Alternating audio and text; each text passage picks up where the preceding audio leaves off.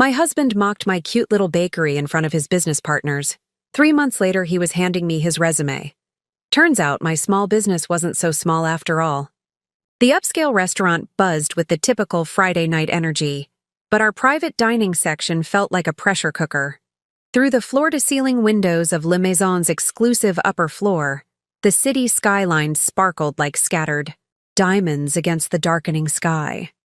Before we jump back in, tell us where you're tuning in from, and if this story touches you, make sure you're subscribed, because tomorrow I've saved something extra special for you. I sat quietly, watching my husband Marcus charm his way through another business dinner, his confidence fueled by expensive wine and the presence of his corporate colleagues. The same colleagues who had no idea that the quaint little bakery he loved to joke about was now a multi-million-dollar operation with contracts across the city. The private dining room's warm lighting caught the subtle gold threads in the wallpaper, creating an almost ethereal glow around the table of power players. The air was thick with the scent of truffle risotto and ambition, punctuated by the gentle clink of crystal glasses and forced laughter. "Gentlemen," Marcus raised his glass, his designer watch catching the light. "Let me tell you about my wife's adorable hobby." He turned to me with that familiar condescending smile, the one that had evolved from mildly irritating to ammunition over our 7 years of marriage.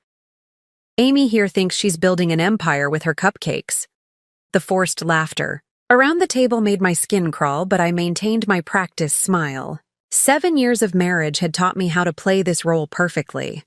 If Marcus had bothered to check our local business registry, he'd know that my cute bakery had expanded to 15 locations across 3 states. If he'd paid attention to his company's vendor list, he'd realize that my wholesale division, operating under a different brand, supplied all their corporate events. But Marcus never looked beyond the surface of anything that wasn't directly about him. "Tell them about your little delivery van, honey," Marcus continued, winking at David Palmer, his company's CEO. "She thinks she's going to compete with actual food service companies." He emphasized actual with the same tone someone might use to explain reality to a child. I caught Rebecca Torres's eye across the table, noting how she subtly adjusted her designer glasses, our private signal that everything was proceeding as planned.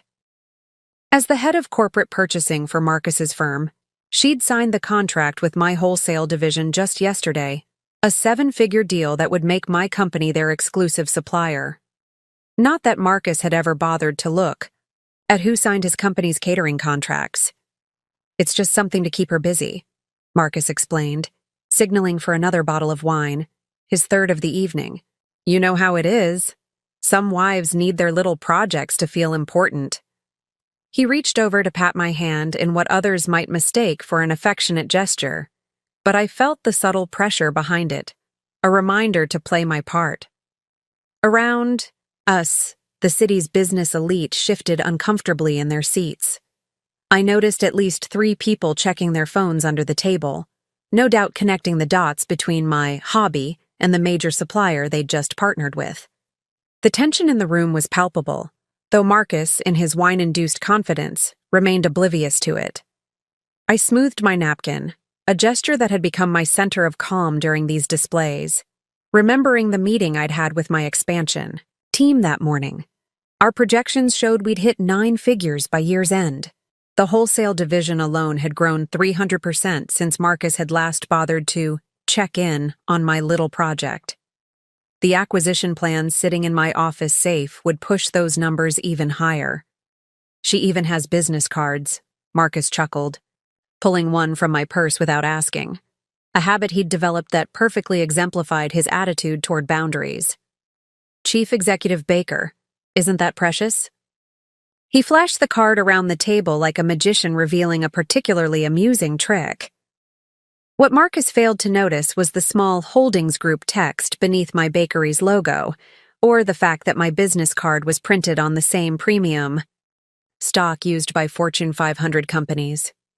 He'd never noticed much about my business, beyond the single storefront I'd started with, the one he called my expensive hobby when I opened it 7 years ago. The secret to a happy marriage: Marcus continued, his words slightly slurred as he leaned in conspiratorially toward David Palmer, is letting your wife think she's a businesswoman while you handle the real work. Right, honey? He turned to Atsi, me with that familiar patronizing smile that had cost him more than he could imagine. I took a deliberate sip of water, catching Rebecca's subtle headshake. The timing of tomorrow's announcement couldn't have been better. In less than 12 hours, Marcus would discover exactly what kind of businesswoman he'd been mocking all these years. My phone buzzed silently in my lap. Another update from my legal team confirming everything was in place. The corporate acquisition papers were ready, the press release drafted, and the new management structure approved by the board. Sometimes the sweetest victories are the ones you have to wait for, and this one was nearly ready to serve. As I watched Marcus pour himself another glass of wine, I couldn't help but think how fitting it was that a man who built his career in corporate consulting had failed to consult the most important business document of all, his own company's vendor list. Tomorrow would change everything, but for tonight, I would play my part one last time, the supportive wife with her cute little bakery that could. I saw a glimmer of recognition in David Palmer's eyes as he studied my business card more carefully than Marcus ever had. The holographic watermark caught the light, revealing the full scope of Sweet Success Holdings' corporate structure. My husband was too busy ordering another bottle of wine to notice the CEO's sudden interest. You know what's funny? Marcus continued, loosening his tie as the evening wore on. Last week, Amy tried to give me advice about our company's catering budget. Can you believe it? He laughed, but the sound died quickly when he realized he was the only one amused. Honey, tell them what you said about our quarterly spending. I set down my water glass carefully, years of practice keeping my voice steady. I simply suggested that consolidating vendors might reduce costs. See what I mean? Marcus interrupted, speaking over me as he often did. She thinks running a corporate consulting firm is like managing a cookie shop. Darling, leave the big business decisions to those of us who understand the corporate world. Rebecca Torres cleared her throat, adjusting her glasses again. Actually, Marcus, I've been meaning to discuss our new vendor contract. Not now. Rebecca. Marcus waved his hand dismissively. I'm teaching an important lesson about knowing your lane. Amy here needs to understand that there's a difference between selling cupcakes and running a real business. David Palmer shifted uncomfortably in his seat, his eyes darting between me and the business card he still held. I could almost see the wheels turning in his head as he connected the dots. The elegant typography, the corporate structure listed. In small print, the professional credentials that Marcus had never bothered to read. Marcus, David began carefully. Perhaps we should... Let me tell you about the time she wanted to attend a business strategy meeting. Marcus plowed ahead, oblivious to the growing tension around the table. I had to explain that ordering flour in bulk doesn't quite qualify as supply chain management. I checked my phone discreetly as another message came through. My expansion team had finalized the last details for tomorrow's announcement. The press release was ready, the legal documents prepared, and our new corporate headquarters signage was being installed overnight. 7 years of careful planning were about to bear fruit. The thing about small businesses, Marcus continued, gesturing with his wine glass, is that they're just that, small. No complexity, no real strategy. Just simple transactions, right, honey? Around the table, I noticed several executives exchanging knowing looks. They'd all seen the news about Sweet Success Holdings' recent acquisitions, even if they hadn't yet, connected it to my cute little bakery. Tomorrow's revelation would change that. Did you know, I spoke up, my voice carrying that quiet authority I usually reserved for board meetings, that the food service industry generated $997 billion in revenue last year? Marcus laughed patronizingly. See what I mean?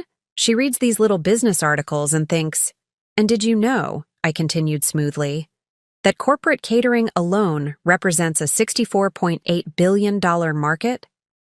For the first time that evening, Marcus looked slightly uncertain. Preparing and narrating this story took us a lot of time, so if you are enjoying it, subscribe to our channel. It means a lot to us. Now back to the story. Perhaps it was my tone, or maybe he finally noticed how intently David Palmer was studying my business card. "Now, honey," Marcus said, his condescending smile faltering slightly. "Nobody's saying your bakery isn't successful in its own small way, but let's not pretend." "Sweet Success Holdings," David Palmer interrupted, reading from my card. "Isn't that the company that just acquired Regional Foods Network?" The color drained from Marcus's face as he processed this information. Regional Foods Network was his firm's largest competitor in the corporate catering consultation space. They'd been trying to arrange a meeting with the new ownership for weeks. "That's impossible," Marcus scoffed, but his voice lacked its earlier confidence. "Regional Foods is a $100 million company. Amy runs a bakery." "A bakery," I agreed, allowing myself a small smile. "That happens to be the parent company of the largest corporate catering network in 3 states. The silence that followed was deafening. Marcus reached for my business card, really looking at it for the first time in 7 years. I watched as his eyes widened, taking in the corporate structure, the subsidiaries, the holding company details he'd dismissed as irrelevant for so long. But you bake cupcakes," he stammered, his wine glass forgotten. "I built an empire," I corrected him gently, "starting with cupcakes. While you were busy mocking my cute little bakery, I was acquiring companies, streamlining operations, and building the largest independent food service corporation in the region." Rebecca Torres chose that moment to slide a folder across the table. "Speaking of which, Marcus, here's the new vendor contract I mentioned. You might want to look at who owns your company's exclusive catering provider now." Tomorrow's announcement would make it official, but watching the realization dawn on my husband's face as he finally understood the true scope of my little project was worth every condescending comment I'd endured. Sometimes the best revenge isn't serving revenge at all. It's serving success with a side of sweet irony. Marcus stared at the contract in front of him, his hands trembling slightly as he flipped through the pages. Each turn revealed another subsidiary of Sweet Success Holdings, another company I'd built or acquired while he was busy dismissing my business acumen. The wine-induced flush had drained from his face, replaced by a pallor I'd never seen before. "This is..." He swallowed hard, looking up at me with new eyes. "This is a billion-dollar corporation." $1.2 billion, actually, I corrected him gently, after the Regional Foods acquisition. I turned to David Palmer, who was watching the scene unfold with poorly concealed fascination. "I apologize for not being more transparent earlier, David, but I wanted to ensure the merger was finalized before making any announcements." The corporate dining room had grown so quiet you could hear the ice settling in water glasses. Every executive at the table was now openly staring at their phones, no doubt Googling Sweet Success Holdings and discovering just how far my cute little bakery had come. "But you've been working out of that small storefront," Marcus protested, weakly. "I've seen it. It's just a neighborhood bakery." Rebecca Torres cleared her throat. "That location is actually listed in industry publications as one of the most successful examples of a CEO maintaining direct market connection. Staying close to your roots while building an empire. It's been written up in Harvard Business Review." Marcus's head snapped up. "Harvard Business? Amy, you said that subscription was for baking magazines." "I never said that," I corrected him. "You assumed it was for baking magazines, just like you assumed I was just running a bakery. You never asked about the other 14 locations, the distribution centers, or why I needed a corporate legal team." "A corporate legal..." Marcus loosened his tie further, looking like he might need air. "The law firm you said was helping with recipes?" "Mergers and acquisitions, actually. Though we do have an excellent intellectual property division for protecting our recipes." I smiled at David Palmer. Which reminds me, David, we should discuss your company's position after tomorrow's announcement. Marcus's head whipped between David and me. What announcement? Sweet Success Holdings is announcing its acquisition of Regional Foods Network tomorrow morning, David explained, his tone professional, but with an undercurrent of appreciation. And apparently they already own Supreme Catering Solutions, our exclusive vendor. Which means, Rebecca added, sliding another document across the table, your consulting firm now operates under my wife's corporate umbrella. My eyes met Rebecca's, sharing a moment of satisfaction. Our marriage had been a carefully guarded secret in business circles, much like my corporate empire. Marcus's jaw dropped as he looked between Rebecca and me. You two are married? Yes, Rebecca confirmed. Not all wives are interested in being just wives, Marcus. The implications were finally sinking in. His company's largest competitor and exclusive vendor were now both owned by his wife's corporation. The cute little bakery he'd mocked for 7 years had quietly grown into a corporate giant that could determine his professional fate.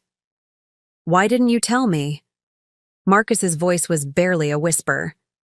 I tried, Marcus. Every time I brought up business expansion, you told me to focus on frosting techniques. When I mentioned market analysis, you patted my head and said to leave the big business to you. When I suggested corporate restructuring, you laughed and asked if I was rearranging the display case. David Palmer stood, straightening his jacket. I believe tomorrow's announcement will make things clear. Amy, or should I say Ms. Sullivan, we should discuss the future of our corporate partnership soon. My office? I suggested. The real one, not the bakery. Marcus's head snapped up. Real office? Sweet Success Tower, Rebecca supplied. The 40-story building downtown with the rooftop garden. Though the bakery does make an excellent cover for high-level meetings, nobody suspects major corporate deals are being made over cupcakes. I stood, smoothing my dress. Marcus, dear, I believe you have some thinking to do. About business, about assumptions, and about what it means to be just anything. I turned to the group. If you'll excuse me, I have a press conference to prepare for. As I walked away from the table, I heard Marcus ask in a dazed voice, She has a press conference? Of course, David replied. Regional Foods Network's acquisition is big news, though probably not as big as the news that the city's fastest-growing corporation is run by someone you dismissed as a simple baker. The sweet taste of success, I've found, is best served with a side of humble pie.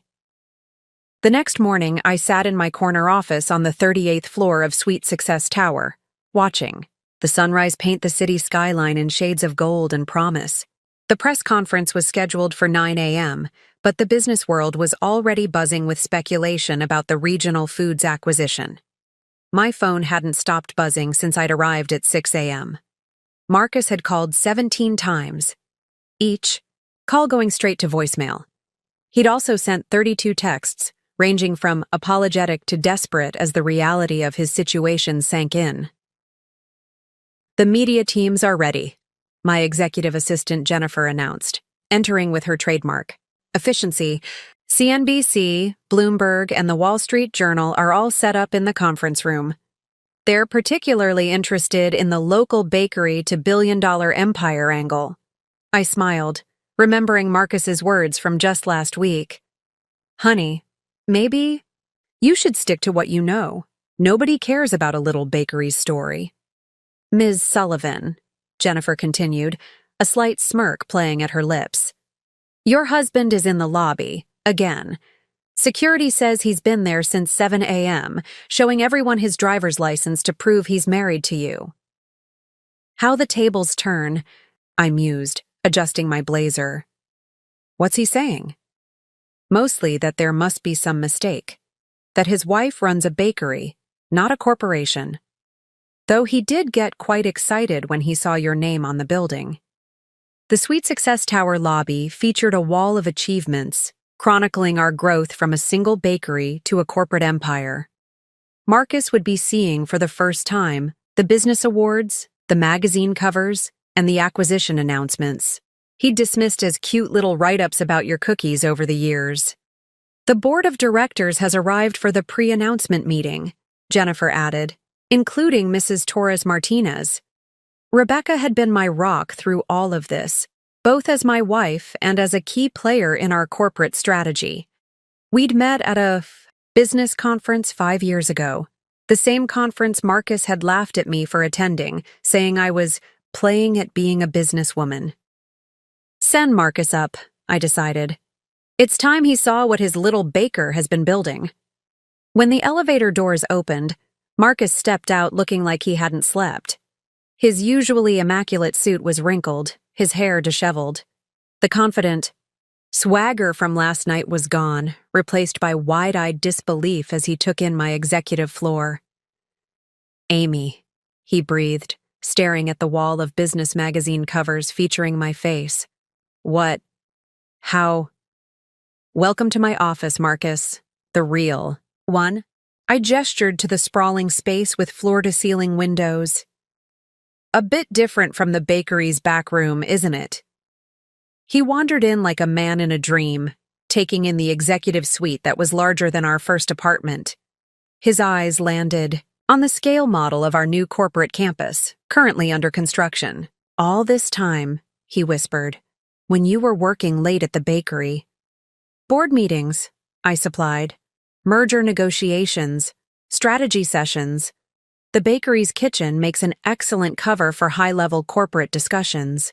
Nobody suspects major deals are being made over coffee and croissants. But why didn't you tell me? His voice cracked slightly. I'm your husband. I tried, Marcus. For 7 years I tried.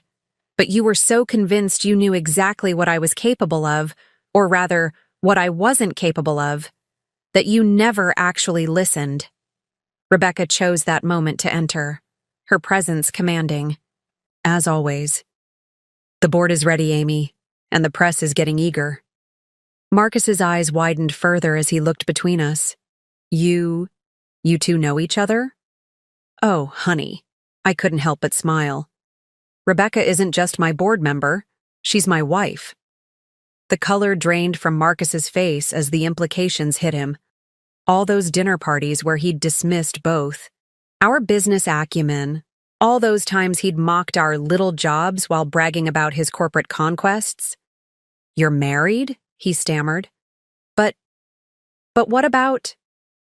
Our marriage ended 2 years ago, Marcus, I said gently. The papers you signed without reading? They weren't for a new bakery location. His legs seemed to give out as he sank into one of my visitor chairs. I don't understand. None of this makes sense. You bake cupcakes. I built an empire, I corrected. Him. One that now owns your company, by the way. Which brings us to why you're here. Marcus stared at the manila envelope I placed on my desk, his hands trembling slightly as he reached for it. What's this? Your company's new management structure, I replied, watching him pull out the documents. As of this morning's announcement, your consulting firm operates under the Sweet Success Holdings umbrella, which means some changes are in order.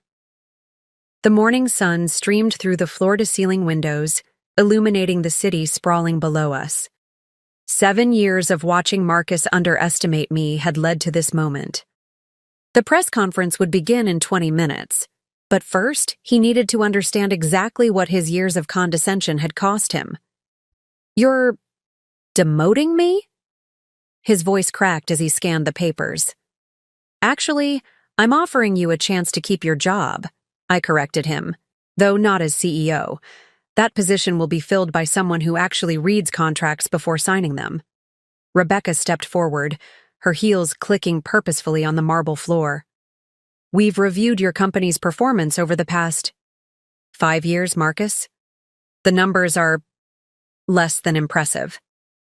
The irony, I added, unable to resist, is that if you'd listened to my suggestions about vendor consolidation and supply chain management, you know, the ones you laughed off as cute little bakery talk, your company might not have been so vulnerable to acquisition. Marcus loosened his tie, looking lost in my expansive office. But you're a baker.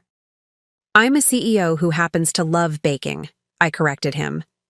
Just like I'm a corporate strategist who enjoys creating new recipes. One doesn't negate the other, Marcus. Your inability to see that has been your biggest failure. Jennifer appeared. At the door. Ms. Sullivan, the press is ready, and the Regional Foods Board members have arrived for the signing ceremony. Marcus's head snapped up. Regional Foods? The company that's been trying to buy us out? The company I just acquired, I clarified. Along with your firm and 3 other major players in the corporate consulting space. As of this morning, Sweet Success Holdings is the largest independent business services provider in the region. All those times you were at the bakery, Marcus whispered. I was building this, I gestured to the empire around us. Every time you mocked my little business meetings at the bakery, I was negotiating multi-million-dollar deals. While you were laughing about my cookie sales, I was orchestrating corporate takeovers. The bakery wasn't just a business, Marcus. It was the perfect cover for building something bigger. Rebecca checked her watch. Amy, we should head to the press conference. The market's open in 30 minutes. I turned back to Marcus, who was still staring at the organizational chart showing his new position, several levels below his former role. You have a choice to make, I told him. You can either accept the position offered under new management, or you can resign. Either way, the company you've been running is now mine. You planned this, he said slowly, realization dawning. All those years of letting me think you were just a baker? I smiled. No, Marcus.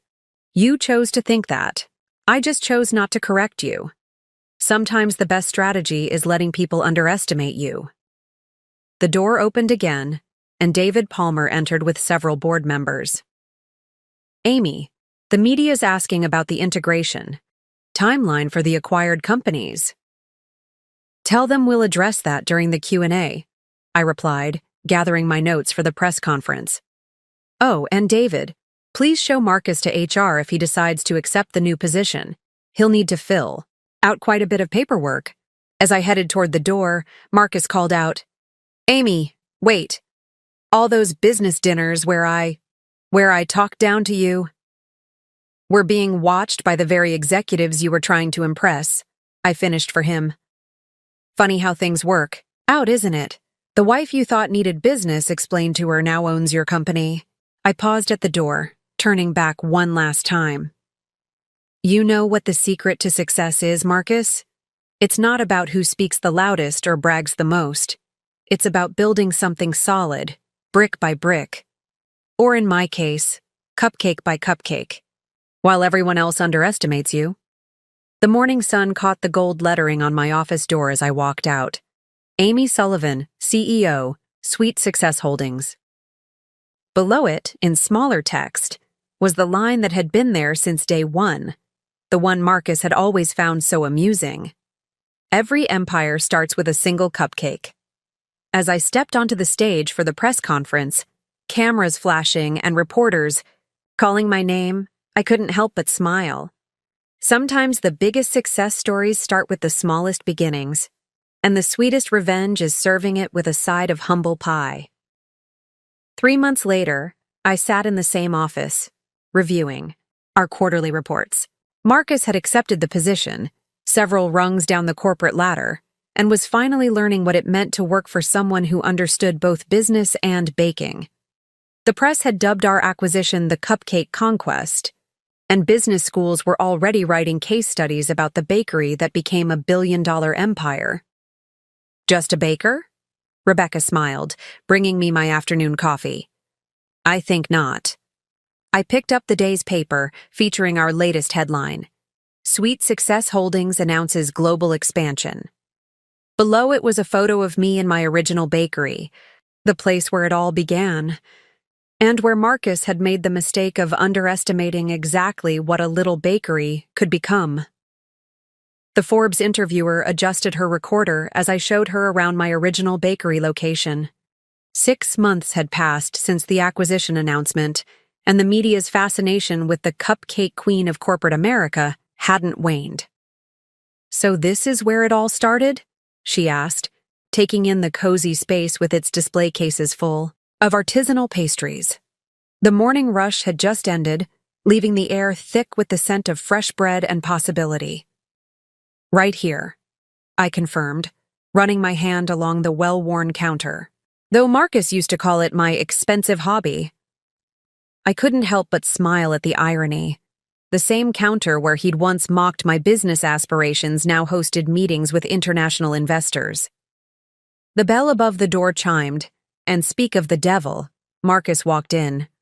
He'd traded his designer suits for the company's standard business casual attire, appropriate for his new middle management position. The past 6 months in his reduced role had changed him, humbled him in ways I never expected. Quarterly. "Reports are ready for review," he said, holding up a folder.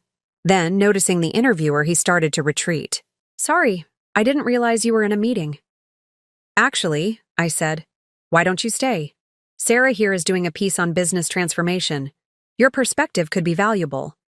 The interviewer's eyes lit up at this unexpected opportunity. Marcus hesitated, then took a seat at one of the small tables where he'd spent countless hours patronizingly explaining real business to me.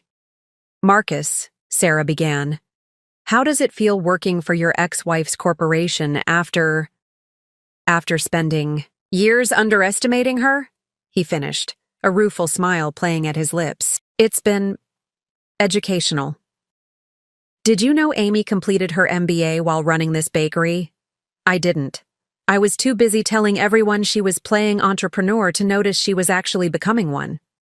I busied myself with arranging a fresh display of macarons, letting Marcus continue. This was the first time he'd spoken publicly about our role reversal.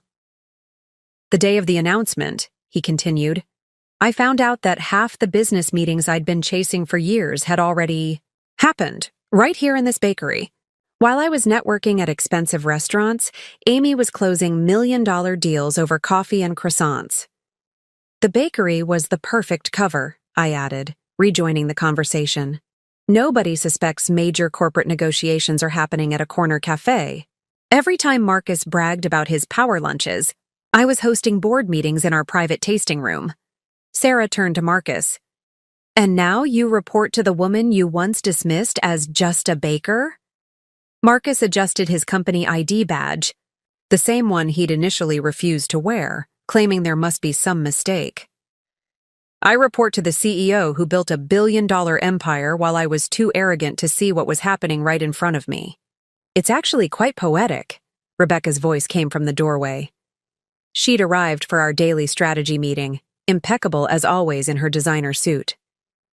The man who thought he had to explain business to his wife now learns business principles from her company's training program. Marcus flushed slightly but held his ground. These months working under the corporate structure he'd once mocked had taught him humility, and perhaps something more valuable.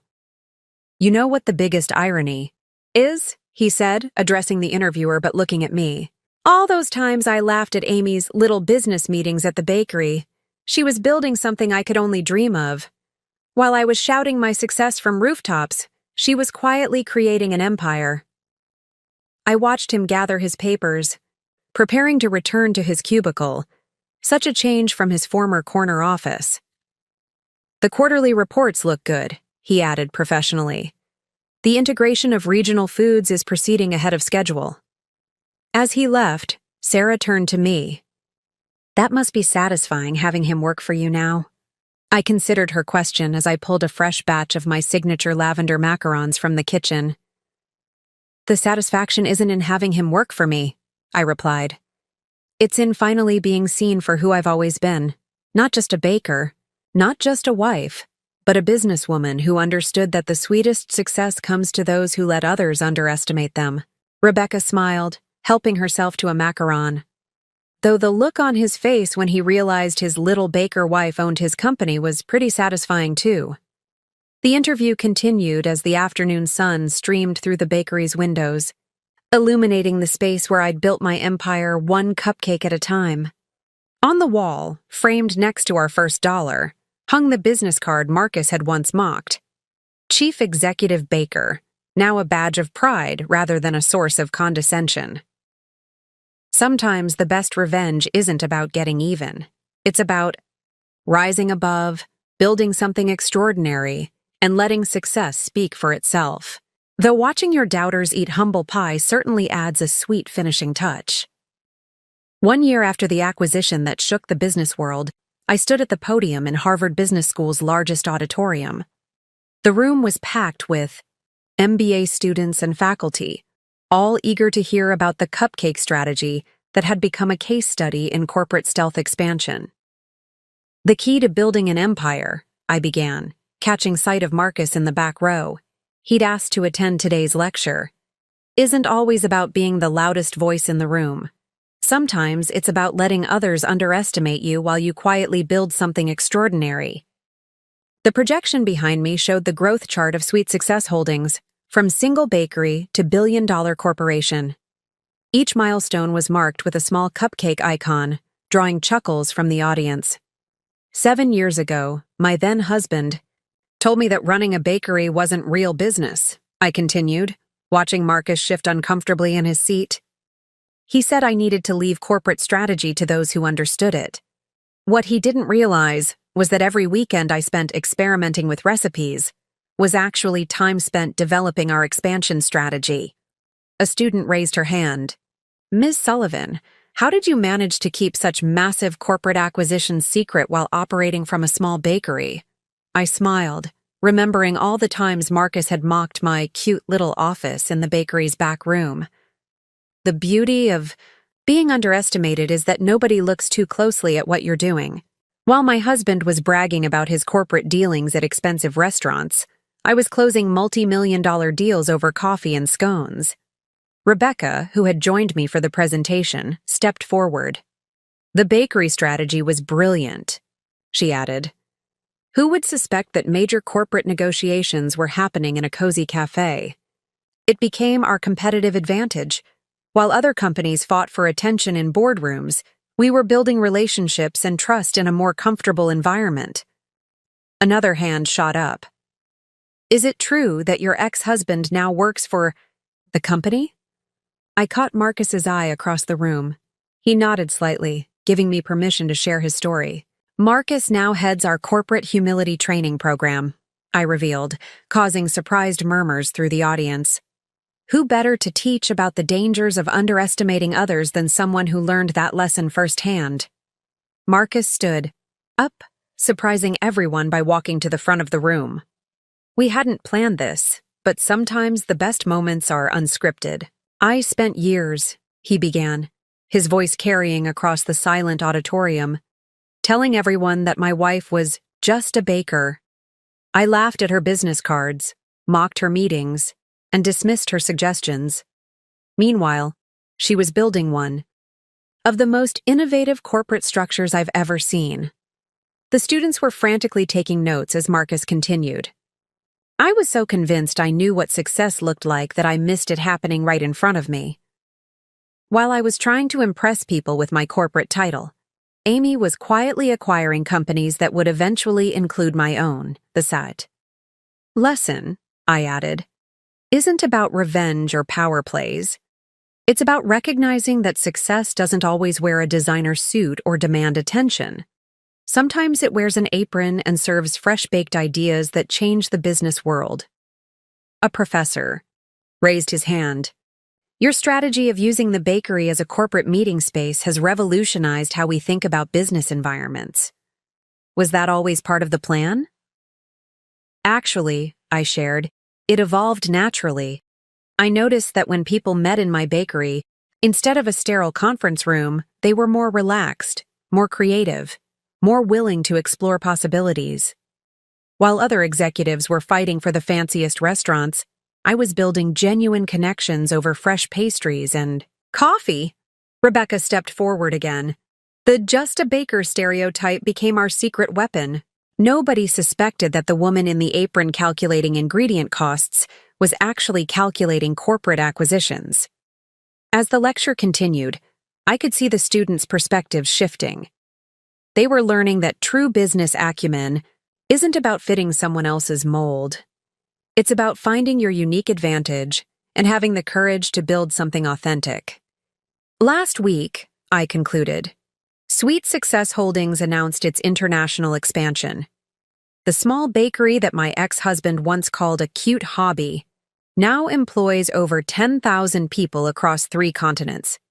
And yes, we still serve the best cupcakes in town. The applause was thunderous, but the most meaningful response came from Marcus, who had tears in his eyes as he rejoined me at the podium. I used to think I needed to teach Amy about business, he admitted to the crowd. Turns out, she's teaching all of us about what business can be. As we left the auditorium, a young woman stopped me. Ms. Sullivan, your story gives me hope. My family thinks my small flower shop is just a hobby. I smiled, remembering my own journey. There's no such thing as just anything, I told her. Every empire starts somewhere. Mine started with cupcakes. Where will yours begin? 18 months after the acquisition that changed everything, I stood in my original bakery kitchen, preparing for a very special event. The warm aroma of vanilla and success filled the air as I put the finishing touches on a cake that represented everything my journey had become. Is everything ready? Rebecca asked, entering through the back door that had once been my secret passage to corporate meetings. She was carrying the latest copy of Fortune magazine, the one with my face on the cover, titled, From Cupcakes to Corporate, How One Woman's Little Bakery Changed Modern Business. Almost, I replied, adding the final golden details to the cake. How's the setup going next door? Next door was now Sweet Success Institute, a business incubator I'd created specifically for underestimated entrepreneurs. The space that Marcus had once dismissed as a waste of good retail frontage now housed dozens of small business owners building their own empires. The graduates are getting nervous, Rebecca smiled. It's not every day they present their business. Plans to the CEO who turned a bakery into a billion-dollar corporation. Today marked the first graduation ceremony of our Hidden Giants program, an intensive business development course designed specifically for entrepreneurs who'd been told their dreams were too small or just hobbies. Marcus appeared in the doorway, looking different than he had during his corporate consulting days. The designer suits were gone, replaced by casual business wear and an authentic smile. His role as head of our humility training program had transformed him as much as it had our corporate culture. The press is here, he announced. They're particularly interested in interviewing the flower shop owner who's now running a nationwide sustainable agriculture program. I smiled, remembering the young woman who'd approached me after my Harvard lecture. She'd taken our program's lessons about hidden potential and quiet growth to heart, turning her cute little flower shop into a revolutionary force in sustainable farming. You know what's funny? Marcus said, helping me box up the celebration cake. I remember standing in this exact spot, telling you that real business happens in boardrooms, not bakeries. Now Fortune 500 CEOs wait months for a chance to have a strategy session here.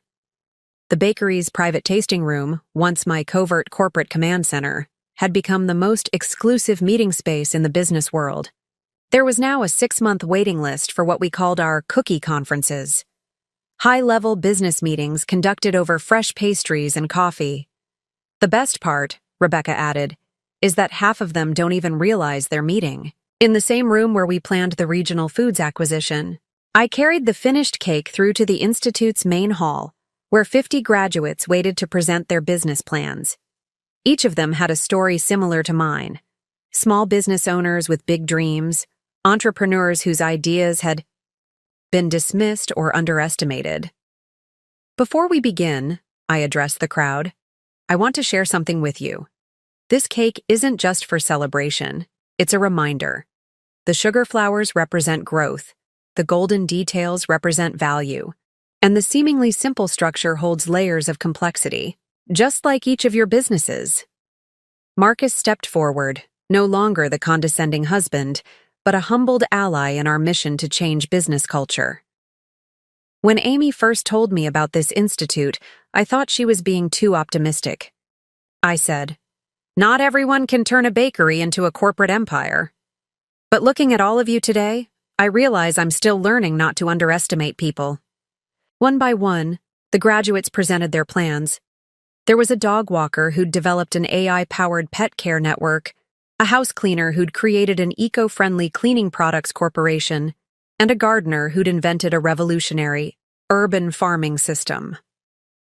You see, I concluded as the presentations ended, there's no such thing as just a baker or just a dog walker or just anything. Every business, every dream has the potential to change the world.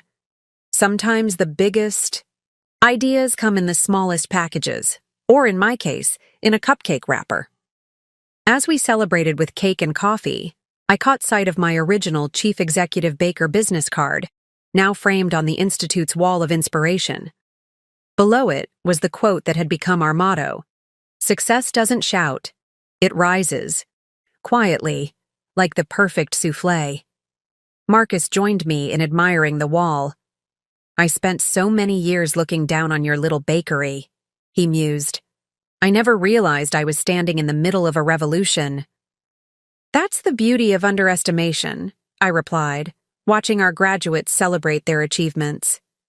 "It gives you the freedom to build something extraordinary while everyone else is looking the other way." The Sweet Success Institute had become more than just a business incubator. It was a testament to the power of quiet ambition and patient growth. Every graduate represented another small business ready to rise beyond expectations, another entrepreneur ready to turn just a hobby into something remarkable. And as I cut the celebration cake, surrounded by the next generation of business innovators, I couldn't help but smile. Sometimes the sweetest success isn't in proving others wrong. It's in proving yourself right, one small victory at a time. 2 years after the acquisition that transformed the business world's understanding of small business, I sat for an intimate interview in my original bakery. Time magazine had chosen me as their Person of the Year, not just for my corporate success, but for the movement it had inspired. "Looking back," the interviewer asked, adjusting her recorder on the same table where Marcus had once explained real business to me, "did you ever imagine your bakery would spark a global revolution in business thinking?" The morning sun streamed through the windows, catching the golden lettering on our wall. "Every empire rises one dream at a time." The bakery still opened at 6 a.m. every day, still served the same recipes that had started it all. But now it was also a pilgrimage site for entrepreneurs worldwide. "You know what's remarkable?" I responded, watching our latest batch of Business Incubator participants gather for their morning strategy session. The bakery was never just a bakery. It was proof that success doesn't need to follow someone else's recipe. The Sweet Success Institute had now expanded to 30 locations worldwide, each one attached to a working bakery. We'd graduated over 1,000 entrepreneurs from our program, with a combined business valuation exceeding $10 billion. Every success story had started with someone being told their dream was too small or just a hobby. Marcus entered, carrying a fresh tray of croissants. His transformation from condescending executive to passionate mentor had become its own case study in personal growth. "These are for the tech startup group," he explained. "They're presenting their AI platform to investors today." "The same table where you used to mock my business plans?" I couldn't resist teasing. He smiled ruefully. "The same table where I proved that the biggest business mistake is underestimating someone's potential." The interviewer leaned forward. "Your story has inspired thousands, but it's also changed how major corporations approach innovation. Can you talk about the bakery boardroom phenomenon?" I laughed, remembering how revolutionary it had seemed when we first started hosting corporate meetings in our tasting room. Now, Companies worldwide were creating informal, comfortable spaces for business negotiations. The stuffy boardroom was becoming as outdated as the notion that size determined success. Sweet success. Holdings now owns 60% of the corporate consulting market, the interviewer noted. But you still work from this bakery every morning. Why? Because this is where real business happens, I explained, gesturing to the diverse group of entrepreneurs working at various tables. In comfortable spaces where people feel free to dream big. Every morning, I bake alongside our incubator participants. We talk strategy over coffee, plan expansions while frosting cupcakes, and prove that you can build an empire without losing touch with where you started. Rebecca arrived, impeccably dressed as always, but now wearing one of our signature aprons over her designer suit. Board meeting in 10 minutes, she announced. We're finalizing the expansion into Asia. In the bakery? The interviewer asked. Always in the bakery, Rebecca confirmed. There's something about the aroma of fresh bread that makes even the toughest negotiations more productive. The bell above the door chimed as David Palmer entered, now our head of international operations. The Tokyo team is on video conference, he announced. They love the idea of combining traditional Japanese pastries with corporate training spaces. I stood, smoothing my apron. Would you like to observe a real board meeting? I asked the interviewer. See how the Just a Baker runs a global corporation? As we moved to the private tasting room, I caught sight of my reflection in the window. I was wearing the same type of apron I'd worn when Marcus first dismissed my business ambitions, but now it was accessorized with the quiet confidence of someone who had transformed an industry. One last question, the interviewer said as we walked. What's next for the woman who turned a bakery into a business revolution? I smiled, thinking of the hundreds of underestimated entrepreneurs currently working through our program. We're not just building businesses, I replied. We're baking up a whole new definition of success. One where just a baker, or just a florist, or just anything becomes just watch me change the world. The sweet aroma of success filled the air as we entered the boardroom, still equipped with its original baking racks alongside the state-of-the-art conference technology. Here, where Marcus had once laughed at my business cards, global strategies were now shaped, and futures were baked into reality. Sometimes the biggest dreams rise from the smallest beginnings, and sometimes being underestimated is the secret ingredient in the recipe for success. Up next, you've got 2 more standout stories right on your screen. If this one hit the mark, you won't want to pass these up. Just click and check them out. And don't forget to subscribe and turn on the notification bell so you don't miss any upload from us.